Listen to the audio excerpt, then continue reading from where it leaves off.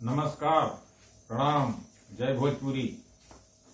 हम जेपी द्विवेदी भोजपुरी साहित्य रचना आलोचना चैनल से रउआ सभे के स्वागत करतानी। आज भोज समीक्षा सत्र में हमारा भी जन पुस्तक दिया हरियरी रोपत हथेली। रचनाकार आदरणीय अग्रज कनक किशोर जी। प्रकाशन वर्ष 2020। विधा काव्य संकलन। प्रकाशन संस्थान सर्वभाषा ट्रस्ट, नई दिल्ली। पुस्तक के बारे में हम कुछ बात करें ओकरा पहले कनक किशोर जी से मुलाकात के लेके या बात के लेके कुछ बात। आदरणीय कनक किशोर जी से हमारा पहल संवाद भोजपुरी के पितामह स्वर्गीय चौधरी कन्हैया प्रसाद सिंह के किताब भेजे के खातिर भइल रहे। ओकरा बाद गमे गमे वहां के रचना भोजपुरी साहित्य सरिता में प्रकाशित होके खातिर आवे लगनी सन। ई क्रम अजुओ आबाद रूप से चल रहल बा, जौना के परिणाम आज वहां के पहिल काव्य संकलन हरियरी रोपत हथेली का रूप में हमनी का सोझा बा। ई काव्य संकलन अपना में कविता, गीत, गजल, सनेरऊ, हाइकू आ जापानी तर्ज के कविता संजोले बा। यह किताब के प्रकाशन में सर्वभाषा ट्रस्ट प्रकाशन के मेहनत नीमन से सोझाइल बा, जौन सराहे जोग बा। हम मानी ले कि जब केहू अपना मातृभाषा में लेखनी चलावेला तो ओकरा के सम्मान से देखे, पढ़े और समझे के चाहिए। ई केहू नहीं खे जानत कि कब ओकरा लेखनी का धार चोखगर होके ऐसा सृजना क देही जौना के पढ़े खातिर लोग बेकल हो जाये। ऐसने एगो नवही सृजन जतरा हरियरी रोपत हथेली का रूप में अपना सोझा आयल बा, जौना के हम आज चर्चा करे जा रहल बानी।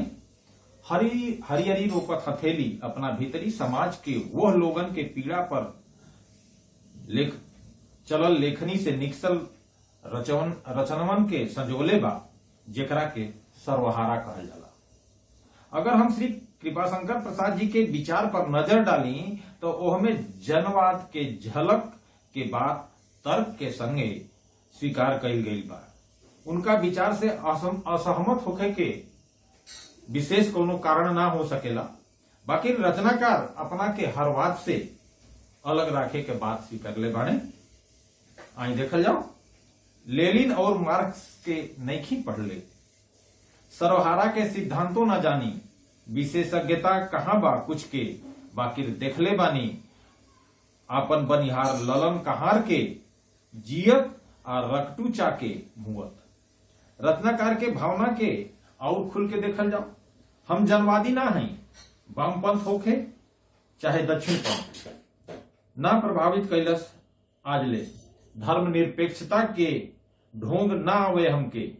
राम मंदिर आ बाबरी मस्जिद एक के जस भावेला, बाबरी टूटला पर उतने दर्द भइल जतना राम मंदिर बनला के खुशी।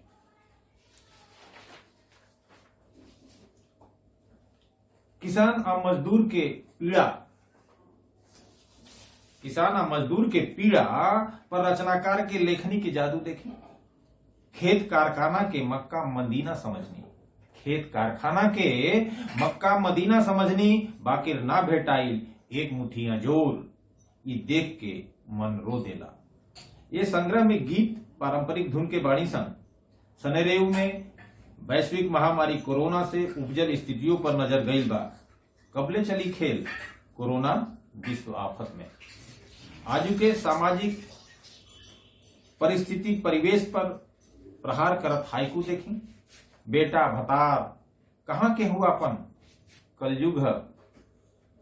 अब विविधा से देखी। मेहरी के राजबा मरद चुप, माई बाबू किनारे। ऐसना में ई कहल बेजाय ना कहल जाई कि हरेरी रोपत हथेली अपना में अतने कुछ नहीं समेटले बा जौना के हर भोजपुरिया के एक बेर जरूर पढ़े के चाहिए। रत्नाकार के लेखनी दिनों दिन चौकगर हो रहा बा।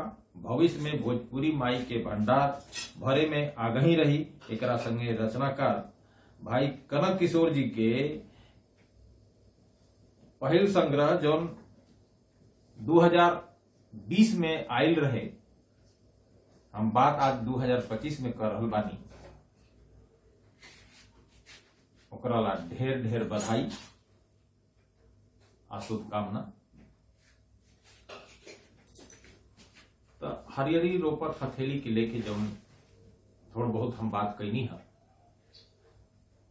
इतना से रउरा सभे की जरूर सोचे के चाहिए, समझे के चाहिए कि मातृभाषा भोजपुरी के लेके जे भी जहां जहां भी जौन कुछ कर रहल बा ओकरा ला उ प्रणम में बा आ ओकर उ काम प्रणम में बा। ओकरा के नेह देही, छोह देही, पढ़ी लिखी, ओके उ सम्मान देही जवन वो रचना जौना खातिर उ रचनाकार के आगू बढ़े में कोनो दिक महसूस ना होखे। एकरा संगही एक बेर हम फिर से रउरा सभे से निहोरा करतानी कि रउरा सभे भोजपुरी साहित्य रचना आलोचना चैनल के देखत रही, पुस्तकन के परिचर्चा सुनत रही, अपने हित मित संगतिया के इस चैनल के सब्सक्राइब करे के कहीं आ देखोगे कहीं। एकरा संगही जय भोजपुरी।